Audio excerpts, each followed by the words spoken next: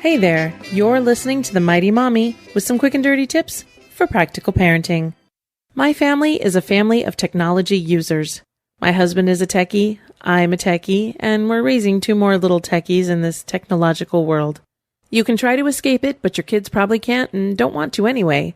Computers, internet, video games, and handheld devices are becoming more common every day. Chances are your child will use computers in school and then later down the road in a job situation. Letting your children use technology at home will prepare them for a world filled with it.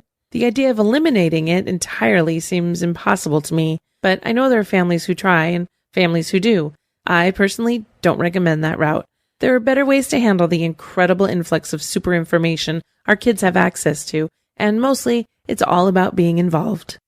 Let me start by saying that I don't really feel that kids need to have internet access on handheld devices such as gaming systems, mobile phones, or iPods. If your child has a Nintendo DS or an iPod, there are plenty of activities on those devices to keep them busy without internet access. Family computers and some video game consoles will have plenty of internet for kids to consume. I recommend being aware and actively available when your kids are using these items, especially when surfing the internet. Keep computers and video games in common rooms of your house. If you allow your kids to have access in a private space, you're limiting your ability to know what's happening. Communicate with your kids and have them show you their favorite websites and allow them to create bookmarks to their favorite sites for easy access. This can help them prevent wandering off into inappropriate website content as well. You can also set your search engine filters to strictly filter out explicit results. There are also many programs available that you can install on your computer to block any suggestive content sites. I'll have a list of links on the site that offer different levels and methods of security. I especially recommend using one of these programs for younger children as well as children who need more supervision or who seem to be extra curious when exploring the internet. The next step in setting limitations is the limiting part. When should kids have access and how long should they be able to use their technology of choice?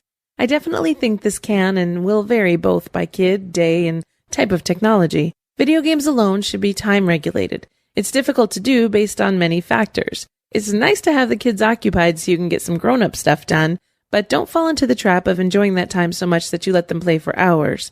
Another difficulty is getting the child to agree to stop playing. If you have these issues, you might want to consider investing in one of those timers that automatically stops the game after a specified amount of time played. This takes the blame off of you and also doesn't allow you to take advantage of the situation. The time limits you set are personal. I can't tell you how long to let your children play. Everyone has different opinions on this topic, and I'll simply suggest that you make sure your children have a good balance of physical play, outdoor play, imaginative, independent play, and plenty of quality social time with you and their peers. Game time, in my opinion, should be counted separately from educational time or research. If your kids are using the computer for homework or research, that time should not be counted against them for playtime. We all need our playtime, and if video games bring us joy, we should have our time to enjoy them. So, if you're using technology as a reward, such as 30 minutes a day for finishing your chores or homework, don't count the 10 minutes your son used researching his science project ideas against him. There is such a variety of topics that arise when you talk about kids and computers and the internet and video games. There are people who love it and people who detest the idea completely.